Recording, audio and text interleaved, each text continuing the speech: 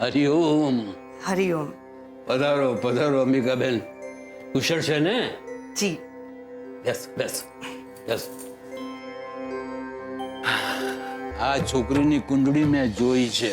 ભગવાને બહુ જ સમજી વિચારીને બધા જ ગ્રહો એની કુંડળીમાં ગોઠવ્યા છે. કોઈ હેતુસરે જ એને જન્મ આપ્યો છે. કોઈ હેતુસરે જ એને જન્મ આપ્યો છે. હરી ઈચ્છા. શાસ્ત્રીજી, તમારા આશીર્વાદ હશે તો બધું સુખરૂપ પાર પડશે. પ્રભુના ચરણમાં ધરી દો. આ શું છે મારી? મારી દીકરીના લગ્ન નક્કી કર્યા છે. લક્ષ્મીના? લક્ષ્મીના. બેટા પગે લાગો. સુખી રહો બેટા, અને સૌને સુખી કરો. અને આ જીગર છે. હાય. શોધનનો ભાઈબંધ જે લંડનથી આવ્યો છે. હરિઓમ. હરિઓમ હરિઓમ. દિયોર, હું પહેલા મારું પતાઈ લઉં. શાસ્ત્રીજી, હા, એક વારના ડિવોર્સ થઈ ગયા છે. હવે બીજી વાર લગ્ન કરવા છે. પણ રોજ છોડીઓ ગોતું છું ને કઈ મેળ પડતો નથી. શાસ્ત્રીજી, ક્યાર સુધી આવો રઘવાયો બનીને ફર્યા કરીશ? દિયોર, કઈ મેળ પાડી આલો ને. જો ભાઈ, જોડીઓ તો ઉપર ભગવાન નક્કી કરે. હું તો બહુ નાનો માણસ છું. આટલી ઉપર સુધીની ઓળખાણ તો તમારી જ હોય ને. કઈ ગોઠવી આલો ને બોસ. ભલે, હું તમારા માટે ભગવાનને પ્રાર્થના કરીશ. હો બેટા, શું નામ કહ્યું તમારું?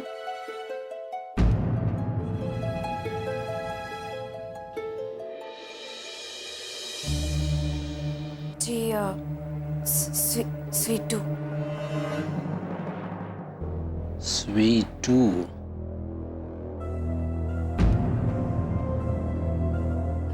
શાસ્ત્રીજી,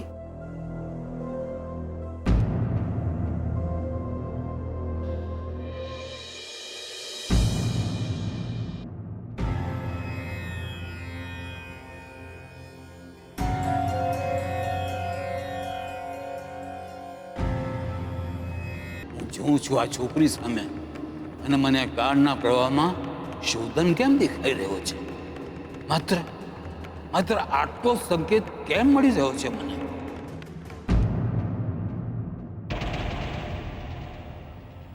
આપ તો જાણો છો શ્રુતિ અને શોધનની સગાઈ થઈ ચૂકી છે.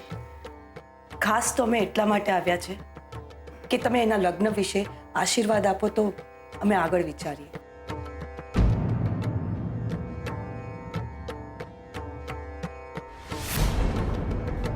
શોધન શોધન ક્યાં છે? મુંબઈ ગયો છે બિઝનેસના કામે.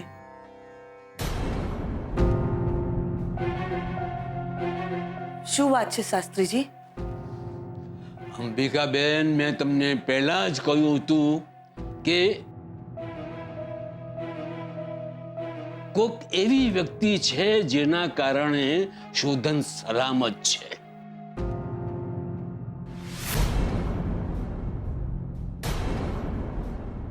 અને એ વ્યક્તિ ત્યારે શોધનથી બહુ જ દૂર છે.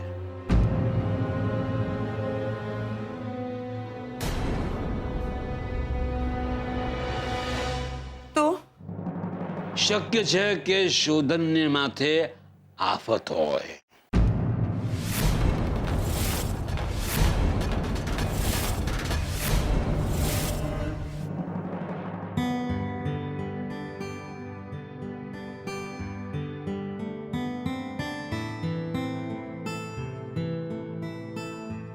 Okay mister Mehta, C you.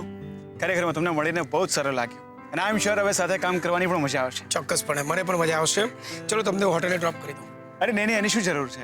હું કેબ કરી લઈશ અહીંયા. Sure. Sure sure sure. Thank you. Thank you. See ya. See yeah.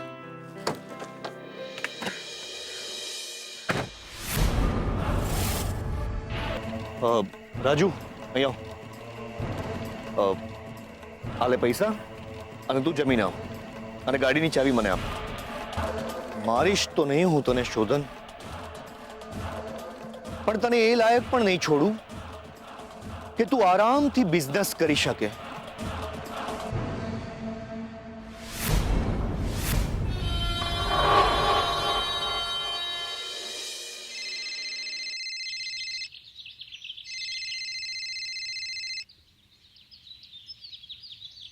Hello. Hello શોધન, જીગર બોલું છું દિયોર.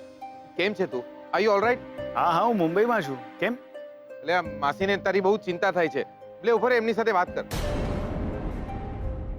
હલો હલો શોધન, શોધન બેટા, તું ઠીક તો છે ને? હા મોમ, હું ઠીક છું. કેમ, શું થયું? મને તારી બહુ ચિંતા થાય છે. તું ક્યારે પાછો આવવાનો છે? મોમ, હજી એકાદ મીટિંગ છે અને પછી. ના ના, હું કઈ નથી જાણતી. જલ્દીથી પાછો ઘરે આવ. પણ મોમ, તું કેમ આટલી બધી ચિંતા કરે છે મારી? મેં તને કહ્યું ને કે મને તારી ચિંતા છે. તું મહેરબાની કરીને ઘરે પાછો આવ. Mom, try to understand. હવે હું અહીંયા બિઝનેસના કામથી આવ્યો છું તો કામ તો કરવું પડશે ને. જેમ બને એમ જલ્દી. તું કેમ મારી વાત નથી સમજતો દીકરા? માસી ચિંતા ના કરો. એ ઠીક તો હશે ને? શાસ્ત્રીજીએ કેમ એવું કહ્યું કે કોઈના લીધે એ સલામત છે? કોણ કોણ હશે એ?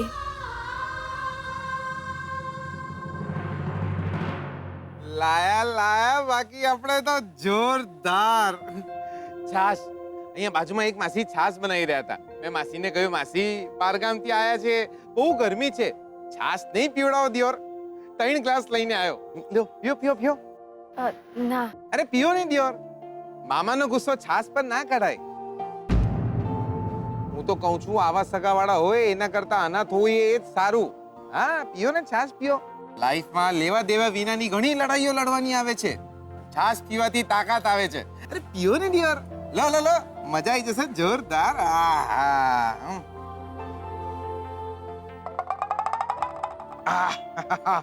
મજા આવી ગઈ દિયોર. શું લાગે છે તમને, આપણો મેળ પડી જશે? આ શું બોલો છો તમે? એમ? અરે ના ના, એમ નહીં. આ આપણો એટલે આપણા બંનેનો એમ નહીં. આપણો એટલે હું મારી વાત કરું છું. હું પોતાની જાતને જરાક આમ માન આપીને બોલાવું છું. એટલે પૂછ્યું. બોલો ને, શું લાગે છે તમને, આપણો મેળ તો પડશે ને? બાકી આખી લાઈફ છાશ પીને જ કાઢવી પડશે. માસી છાશ પીઓ, જોરદાર. જીગર દીકરા, મને શોધનની બહુ ચિંતા થાય છે.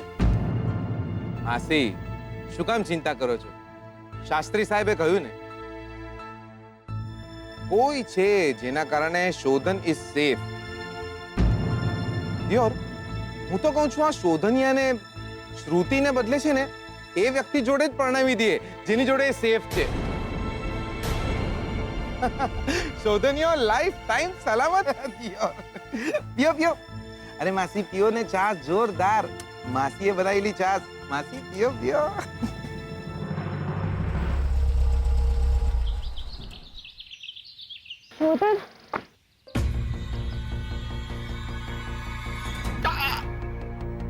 સાચવી. શું કહ્યું ડોક્ટરે? ફ્રેક્ચર તો નથી થયો ને? ના, ફ્રેક્ચર તો નથી, મસલ ડેમેજ થયું છે. સ્વેલિંગ એટલું બધું થઈ ગયું છે કે થેન્ક ગોડ બચી ગયો કે વધારે નથી વાગ્યું. અરે પણ આમ અચાનક? અરે મહેતા સાહેબ સાથે મીટિંગ પતાવીને હું બહાર કેબની વેઇટ કરતો હતો અને અચાનક ત્યારે જીગરનો ફોન આવ્યો. પૂછતો હતો કે તું ઠીક તો છે ને? ખબર નહીં, મોમને ચિંતા થવા લાગી હતી. તો મોમ સાથે વાત પતાવીને જસ્ટ ફોન મૂકો જ છું કે મારી પાછળથી એક કાર એટલી સ્પીડમાં પાસ થઈ કે મને ટક્કર મારીને જતી. લિટરલી હું જમીન ઉપર પડી ગયો. લોકો કેટલી બેદરકારીથી કાર ડ્રાઈવ કરે છે. એ જ ને, વધારે વાગી ગયું હોત તો? વધુ વાગ્યો નથી ને, એ મેટર કરે છે. Now relax, okay? Was just an accident યાર, શું કરી શકીએ આપણે પણ. Thank God. અચ્છા લિસન, ઘરમાં કોઈને કઈ કરતા કઈ જ ના કહેતી, ઓકે? કઈ ખાસ વાગ્યો નથી, એ લોકો ચિંતા કરશે. ચાલ.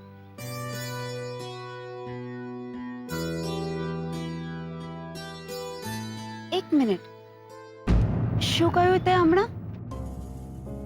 જીગર અને મમ્મીજીનો ફોન આવ્યો હતો કે એમને તારી ચિંતા થાય છે. હા, કેમ? એ લોકોને આટલા દૂર રહીને પણ તારી ચિંતા થઈ કે તું ઠીક છે કે નહીં. અરે તરત જ તારો એક્સિડન્ટ થઈ ગયો. મમ્મીજીને એવું કેમ લાગ્યું હશે કે તારી સાથે કંઈ થવાનું છે? You right. મોમનો અચાનક જ ફોન આવ્યો હતો અને ફોન પત્યા પછી એક્સિડન્ટ. કોઇન્સિડન્સ છે કે પછી પ્રેમ છે. મમ્મીજીને તું એટલો વાલો છે કે તારા સુખ દુઃખ તકલીફ એમને આટલા દૂર રહીને બી બધું જ ખબર પડી જાય છે. શાસ્ત્રીજીએ પહેલા પણ કહ્યું હતું, કોઈ છે જેના લીધે શોધન સલામત છે, એના માથે ઘાત છે. છતાંય શાસ્ત્રીજીએ કહ્યું હતું કે એ વ્યક્તિ શોધનની આસપાસ જ છે અને એ વ્યક્તિ એની સાથે અતૂટ બંધનમાં જોડાઈ ગઈ છે. કોણ છે એ વ્યક્તિ જેને લીધે આપણા શોધનને માથે છાંયડો છે?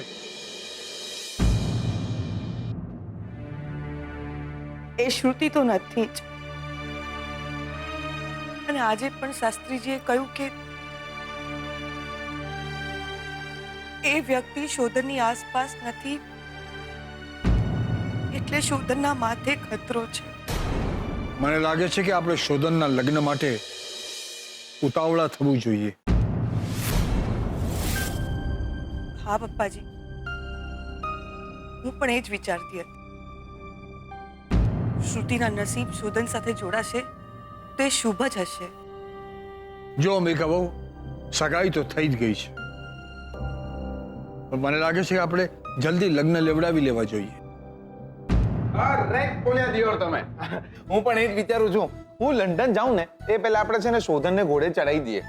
ભલે મારા લગ્ન ના થયા, કોકના લગ્નમાં મોથાળ ખાવા તો મળે દિયોર. કેમ ભાઈ, તું તો મહેસાણા જવાનો તો ને? આ વિચાર માંડી વાળ્યો. ગઈકાલે કોઈકના પર મગજ ફરી ગયું હતું, પછી ખબર પડી દિયોર આપણે જ અડબંગ હતા. સામેવાળી પાર્ટીનો તો કોઈ વાંક જ નહોતો. તમે તમારે શોધનના લગ્નની તૈયારી કરો ને દિયોર. અને સાંભળો, જમણવારની ચિંતા કરતા નહીં. અરે લંડનમાં મોટેલ ચલાવું છું પોતે.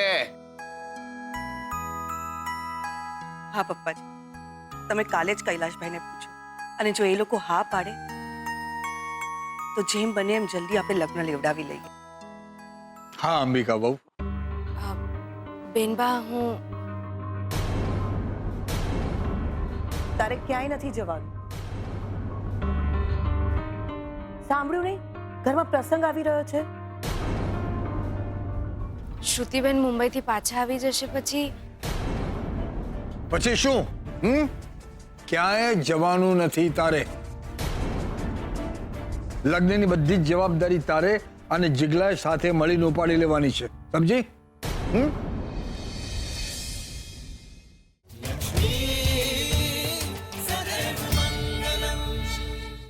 સાંભળ્યું નહીં? ઘરમાં પ્રસંગ આવી રહ્યો છે. પણ શ્રુતિબેન મુંબઈથી પાછા આવી જશે પછી પછી શું? ક્યાંય જવાનું નથી તારે. લગ્નની બધી જ જવાબદારી તારે અને જીગલાએ સાથે મળીને ઉપાડી લેવાની છે, સમજી? લગ્ન પહેલા પણ ક્યાંય નથી જવાનું, અને લગ્ન પછી તો આમે શ્રુતિ અહીં આવી જશે, તો પછી શ્રુતિને ઘરે જવાની શું જરૂર છે? દાદાજી, હું એમ કહેતી હતી કે બકા સાંભળ્યું નહીં? દાદાજી અને માસી ગુજરાતીમાં બોલે છે તોય સમજાતું નથી તમને? લે દિયોર, હવે ફાઇનલ થઈ ગયો. જ્યાર સુધી શોધનિયાના લગ્ન ના થઈ જાય ત્યાર સુધી તમે અહીં અને હું અહીં. બરાબર ને દિયોર? ના, હું અહીં ના રહી શકું. હું અહીં હોઈશ તો આ ઘરના આંગણે લગ્નનો માંડવો નહીં બંધાય. કેમ સમજાવું હું આ બધાને કે નથી હું શુકન્યાળ, નથી હું. શ્રીફળને પ્રસાદ બનવા માટે વધેરાઈ જવું પડે છે. શ્રુતિબેનના ઘરે પણ ના રહી શકું હું. બંને ઘરમાં પ્રસંગ હશે. જો હું અને એ આમને સામને આવી ગયા તો અનર્થ થઈ જશે. શ્રુતિબેનને મારી અસલિયતની ખબર પડી જશે તો એમને કેવું ખરાબ લાગશે. બેનબા મને અહીંયાથી જવા નહીં દે અને શ્રુતિબેન પણ મુંબઈથી આવશે તો એ મને અહીંયા રોકી લેશે. શું કરું હું? એ મુંબઈથી આવે પહેલા મારે જ અહીંથી ચાલ્યા જવું જોઈએ. બેનબાની તબિયત પણ સારી છે.